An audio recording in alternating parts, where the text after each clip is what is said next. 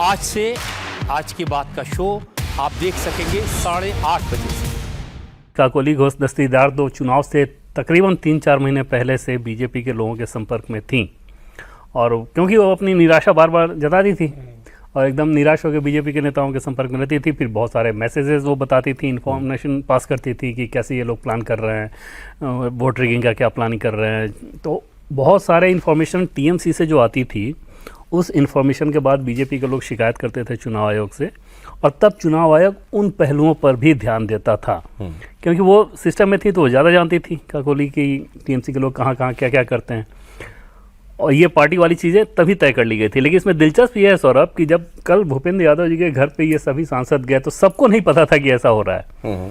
बहुत उनमें से सांसद ऐसे थे जो ये मानकर चल रहे थे कि हम तो अलग टीएमसी होंगे, हम ही टीएमसी हो जाएंगे। हाँ। वहाँ जब वो बैठक में गए, जब बताया गया तो उनमें से कईयों को झटका लगा कि ये क्या है, ये तो अलग चीज़ है। और जाहिर तौर पे ये लोग नहीं चाह रहे थे, बीजेपी के लोग भी नहीं चाह रहे थे कि इसको किसी कानूनी लफड़े में फंसाया जाए। अच्छा, इन इसीलिए सारी चीज़ों को, इसीलिए पार्टी क्लेम नहीं हाँ, की गई। जैसे बीजेपी के लिहाज से आप देखें सौरभ, तो एजेंडा सिर्फ और सिर्फ ये है कि हमें लोकसभा और राज्यसभा में हमें नंबर चाहिए जो हमें बिल पास कराना है। इसका टीएमसी का क्या होगा, इन सांसदों के आ जाने से टीएमसी खत्म हो जाएगी और ये वहाँ रहते तो खत्म नहीं होती, ऐसा नहीं है। टीएमसी तो ऐसे भी इस चुनाव के बाद आपने देखी लगी क्या स्थिति हो गई है। इनमें से बहुत जनाधार वाले नेता हों, ऐसा भी नहीं है। टीएमसी तो वन वुमेन पार्टी है। उस कंडीशन में नंबर्स अपने जुटाने के लिहाज से ये सारी कवायद की जा रही है। इसको कानूनी पहलू में अच्छा, तो उलझ सकती थी बात। जैसे आप पहले दिन जब ये भूपेंद्र यादव जी के घर पे मीटिंग बुलाई गई थी, तो हकीकत सौरभ ये है कि उस समय बीजेपी के पास नंबर्स, मतलब इन असंतुष्ट लोगों के पास नंबर्स नहीं थे, तो बीजेपी ने उनको ये बताया कि अभी अगर आप इतने संख्या पे तो कुछ नहीं हो सकता। बाकी सांसदों के ऊपर जो आना चाहते हैं लेकिन असमंजस में हैं, हिचक में हैं, आए या ना आए क्या होगा, तो उनको बूस्टअप करने के लिए एक पब्लिक पोस्टरिंग की गई। वो जिस दिन इंडिया गठबंधन की मीटिंग दिल्ली में थी, तब मीटिंग हुई थी, तब भूपेंद्र जी के घर पे गए थे। अन्यथा आप सोचे ना कि बीजेपी के ऑपरेशन तो ऐसे होते हैं कि कानों कान किसी को खबर ना लगे, और जब रिजल्ट सामने आता है तब पता चलता है कि ऐसा हुआ था। वो एकदम कैमरे के सामने वो कराया जा रहा है। तो उसके पीछे मकसद ये था कि जो हिचक रहे हैं, जो सोच रहे हैं कि पता नहीं हम कदम आगे बढ़ा लें, बाकी लोग पीछे ना हट जाए, तो उनको कॉन्फिडेंस देने के लिहाज से तब टीएमसी ने नंबर्स की बात कही।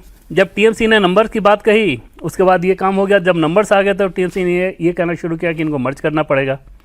जाहिर तौर पे बीजेपी के लोग भी इस बात को जानते थे कि ये कानूनी कल भी रिप्रेजेंटेशन दिया अभिषेक बनर्जी की तरफ से दिया गया, तो उससे बचने का सीधा सीधा ये उपाय था। अब सुदीप बंदोपाध्याय जैसे लोगों को देखें कि अभी भी वो इस बात से वो समझ नहीं पा रहे हैं कि जब दूसरे दल में विलय हो गया तो आपका टीएमसी का मामला खत्म। वो ये कह रहे हैं कि आगे हम लोग क्लेम करेंगे। अब ये पार्टी कैसे क्लेम करेंगे, सवाल ही नहीं पैदा होता। अब तो ये एनसीपीआई के मेंबर हो गए। बिल्कुल, अब तो उसके मेंबर हो, टीएमसी आजाद हो गई। बिल्कुल आजाद हो गई।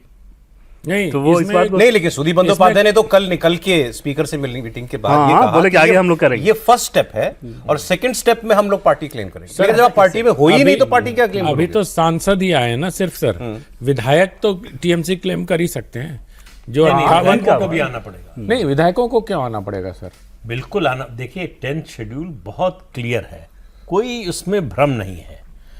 एक ही चीज है, आपको एक ही जो है रास्ता है कि किसी भी पार्टी के विधायक दल के या संसदीय दल के 2/3 सदस्य अलग होकर किसी पार्टी में मर्ज कर सकते हैं।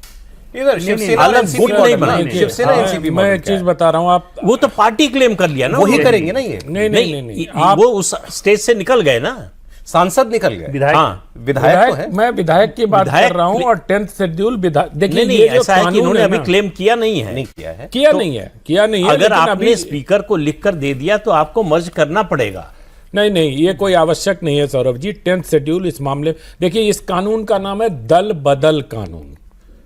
जब दल आप बदल एक कानून, मिनट सर, हाँ। जब दल से बदलेंगे आप, तब आप पर वो नियम लागू होते हैं। क्योंकि और ऐसा भी नहीं है कि अभी इसमें कानूनी पेच नहीं फंसेगा, कानूनी पेच फंसेगा। अगर ये एनसीपीआई में भी गए हैं तो जो ओरिजिनल कानून कहता है कि जो पार्टी के मुखिया हैं वो मर्जर को अनुमति दे सकते हैं, वो तय करेंगे मुख्य सचेतक कौन है।